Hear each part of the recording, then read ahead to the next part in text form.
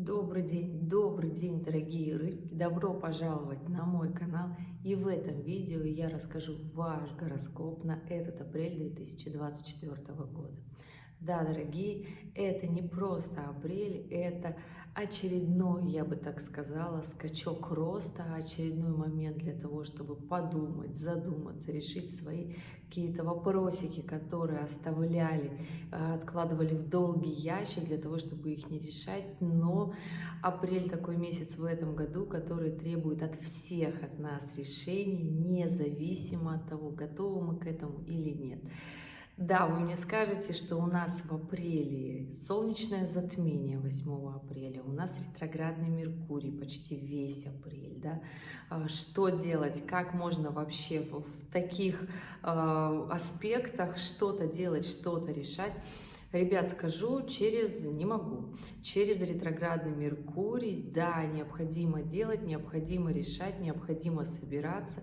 И пока все-таки еще Марс катится по рыбам, да, по вашему знаку, то здесь, конечно же, нужно понимать, что активность и амбициозность, она все-таки будет. Поэтому здесь на этот апрель все-таки деловая хватка будет, на этот апрель все-таки будет желание что-то делать, работать пусть не по импульсу надо, но хотя бы по вдохновению в том числе.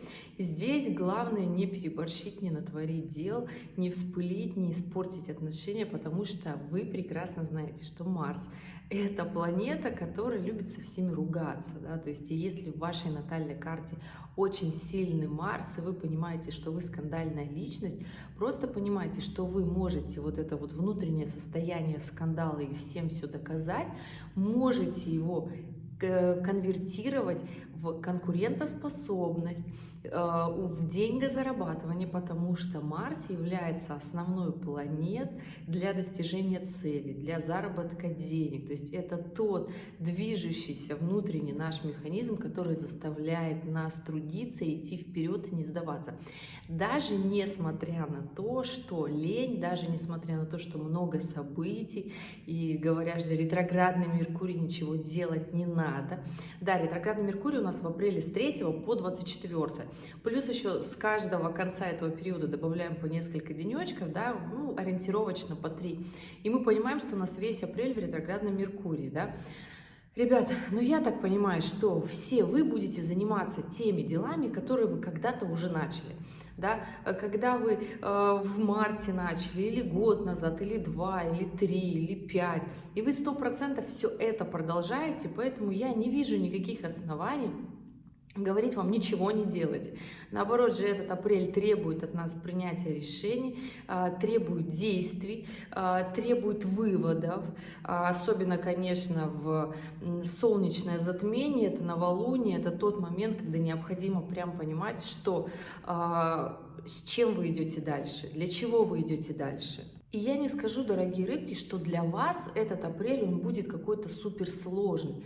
Здесь, я бы так сказала, даже на момент принятия решений, да, в солнечное затмение, это будет новолуние у нас, да, поэтому еще раз говорю, что это тот день, когда необходимо, ну, прям освоиться, определиться, у вас же будет это затрагивать финансовую сферу, сферу отношений, потому что Нептун, ваш управитель, будет в соединении с Венерой, поэтому здесь прекрасно понимаете, что вы говорите своим половинкам, не пылите, не портите отношения, потому что аспекты благоприятны. Даже сам Плутон, который сейчас в директном положении, он делает такой красивый, приятный секстиль к Нептуну и к Венере, к этой же, да, то есть вам же наоборот способствует и деньгозарабатыванию, и укреплению отношений личных, как и в работе. Поэтому здесь, дорогие, прекрасно понимаете, что я скажу, что на фоне других знаков зодиака, что апрель, по крайней мере, первая его половина, больше, чем первая половина, там, до 20 апреля, для вас будет вообще приятный такой месяц, когда для вас будут обстоятельства складываться хорошо, несмотря на то, что у кого-то в натальных картах есть, конечно же, свои определенные сложности, но в принципе на небе аспекты на то, чтобы вы гармонично решили все свои проблемы, все свои вопросы, все то, что откладывали в долгий ящик. Для этого единственное нужно, ну, определиться и делать. Да, 8 апреля у нас солнечное затмение, 10 апреля у нас соединяется Марс с Сатурном, как раз таки в вашем знаке Рыб. И это прекрасный такой аспект, деловой, активный, продуктивный. Для тех, у кого сильный Сатурн, да, в натальной карте у Рыб, вот если вы любите делать четко, по плану, следовать, ну, то есть всему тому, что вы себе приготовили, да, то есть чтобы это все было структурировано, четко, да, потому что не все рыбы, они творческие, не все рыбы, они работают по вдохновению, да, кто-то любит все-таки четкость и планомерность, да, и здесь, конечно же, вот те четкие рыбы у вас как раз-таки с 10 апреля плюс-минус, да, ну, то есть там с 8 вы уже будете чувствовать с новолуния, да, то есть что хочется прям уже браться за дела, хочется делать, как будто вот уже все вот это вот плесень засиделась, она уже надоела, да. Прекрасно делайте активный аспект, который к тому же еще начинает съезжаться как раз-таки секстильчик с большого мощного соединения, которое у нас это Юпитер, да, ваш второй управитель, с Ураном, который может принести вам неординарный выхлоп в работе, неординарные достижения. То есть вы, может, даже на них не рассчитывали, но они к вам придут. Ребят, при условии, что надо делать.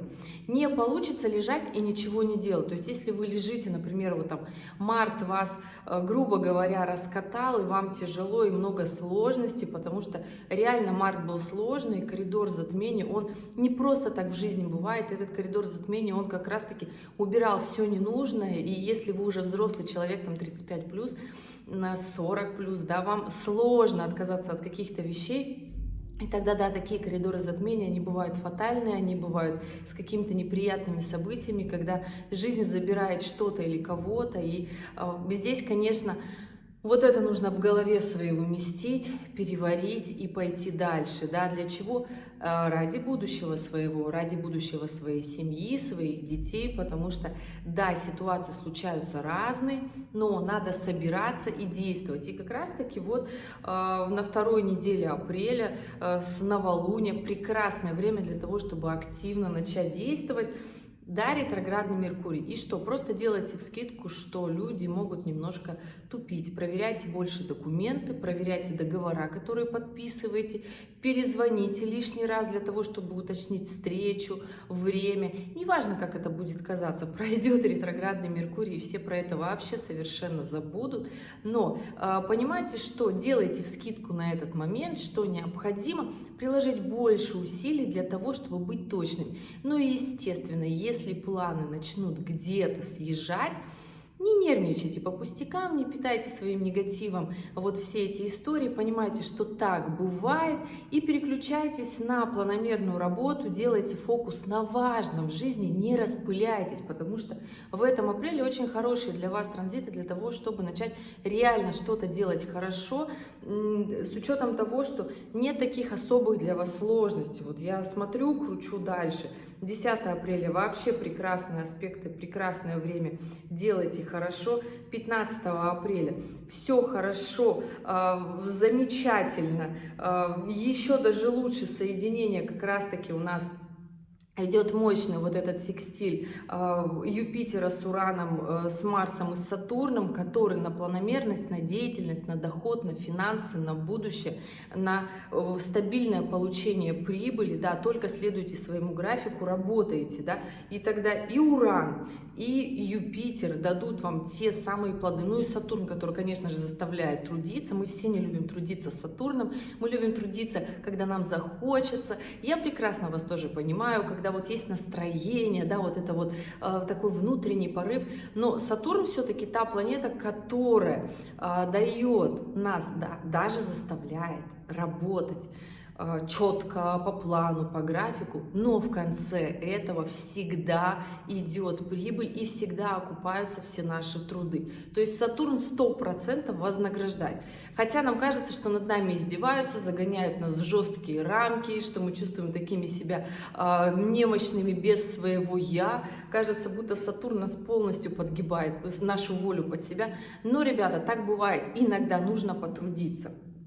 Вот, могу сказать, что вот 20 апреля будут небольшие сложности, трудности, но это, ребята, все связано с внутренними страхами и переживаниями, да.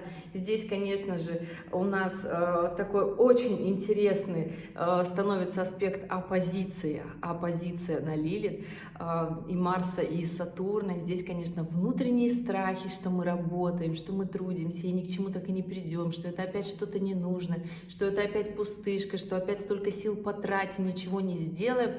Здесь, конечно, ребята, понимаете, что нет, нужно трудиться, без труда не получится. Особенно если вы перешли возраст 35+, понимаете, что да, до 35 мы как бы взрослеем, молодеем, мы такие набираемся опыта, а потом уже приходит наша осознанная взрослость, и, конечно же, потом без труда вряд ли что получается. Хотя нам всем хочется, знаю, к 40 годам уже вот так расслабиться, уже у кого дети выросли, уже вот так вот особо ничего такого сильно не делать. Но, к сожалению, закон мироздания такой, что когда мы доходим к 40 годам, мы начинаем еще больше взрослеть, понимать всю суть жизни и понимать, что жизнь, она не такая простая, и трудности начинаются вот только сейчас, а все то до этого была сплошная легкость. Ребят, на самом деле это так, и я не хочу, чтобы вы ни в коем случае не отчаивались. Запаситесь терпением, да, запаситесь терпением и мудростью. Знаю, рыбки, у вас с этим все в порядке. Раскачивайте свой эгрегор мудрости, и тогда конец апреля не будет для вас таким, я бы так сказала, страшным и печальным, потому что здесь уже идет оппозиция Нептуна на Лилит. И здесь, конечно же, не надо делать сложных движений, не нужно делать движений, потому что здесь еще Нептун в соединении с Марсом до самого конца апреля, и захочется вспылить, захочется, вот будет такое ощущение на фоне своих страхов либо со всеми поругаться, либо всех обнять. То есть такое двоякое состояние, особенно у кого в натальной карте Марс в соединении с Нептуном по жизни вообще идут, это такое состояние, когда...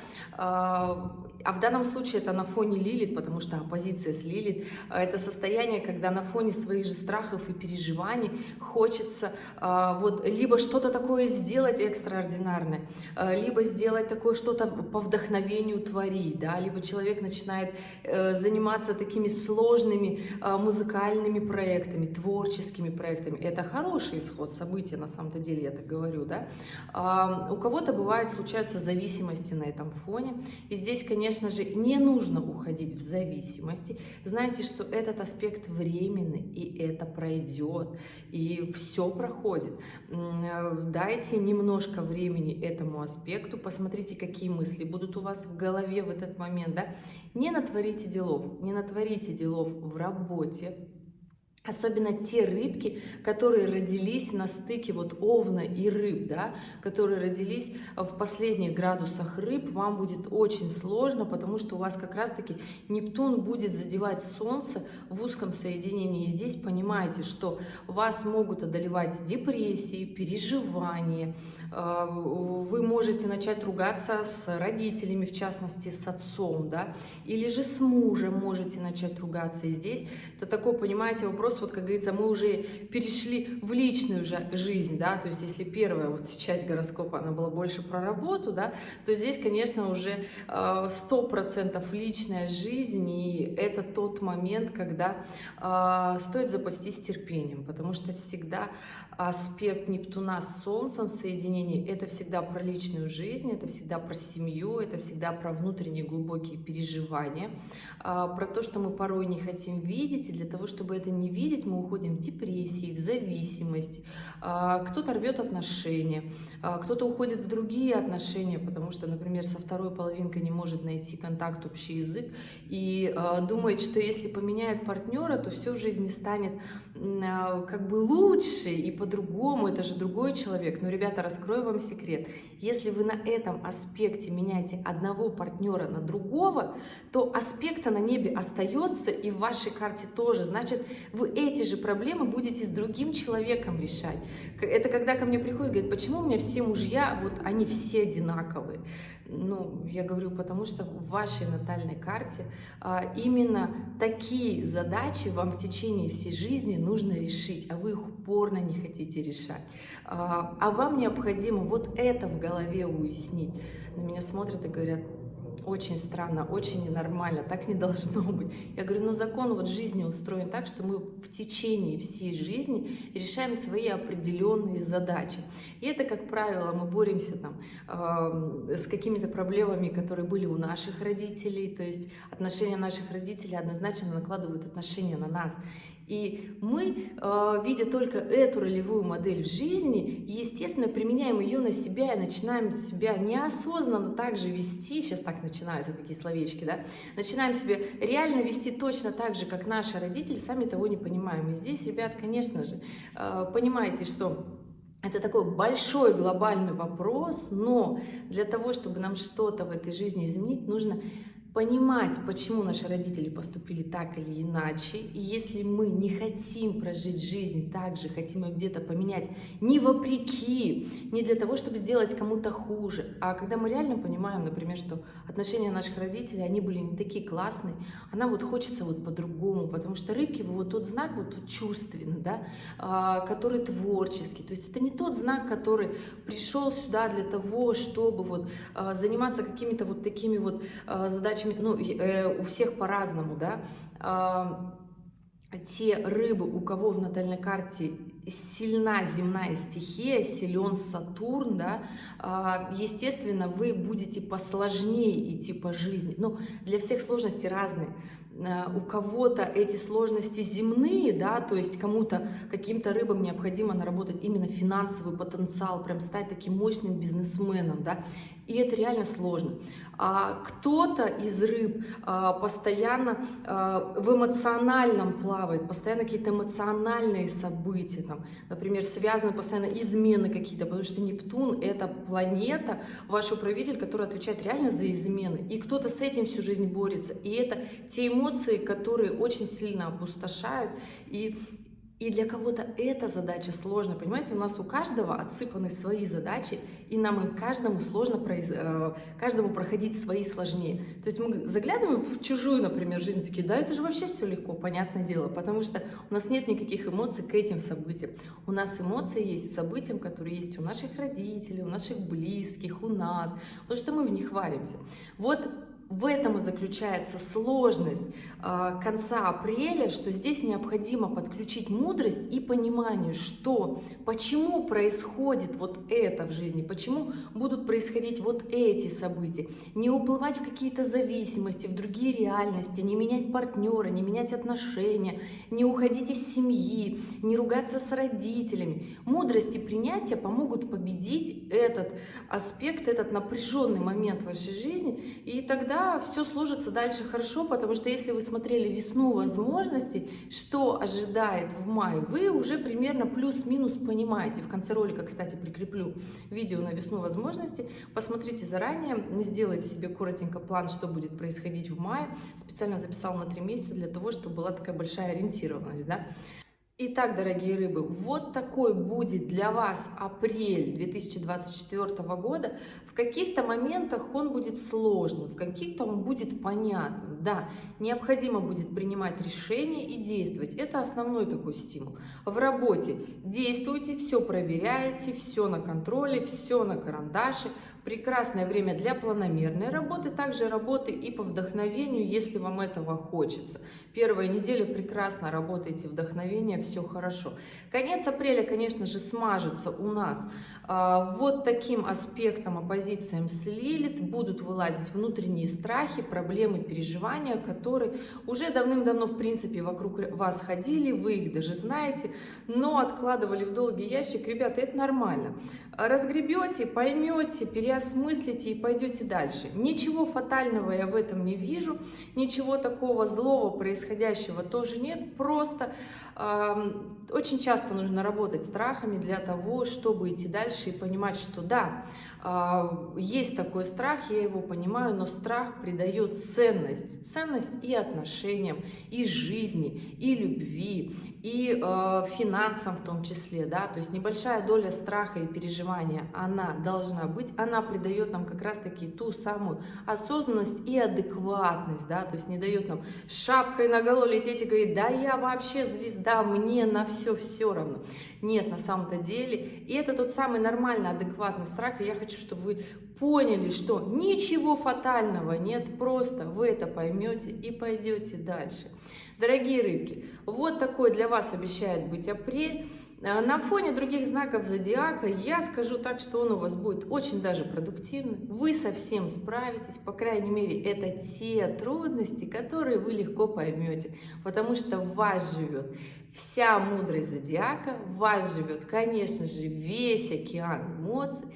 Это то самое, что даст вам пережить эти эмоциональные трудности. Поэтому не переживайте и встречайте и проживайте этот апрель с удовольствием. Я с вами прощаюсь. Ребят, если у вас остались вопросы, оставляйте его здесь в комментариях. Обязательно дата, время, место рождения и ваш вопрос. Ребята, у вас становится так много, и если кто-то упускает какие-то данные, я автоматически перехожу к другому комментарию, где есть все данные, чтобы быстренько ответить и пойти дальше. Поэтому оставляйте вопросы в комментариях, комментируйте, если вам понравилось. Отважные, приходите на консультации, в описании канала есть ссылочки. Ребята, и в конце по классике актуальные ролики. Если вы не видели, посмотрите, и увидимся с вами в следующем видео. Пока-пока!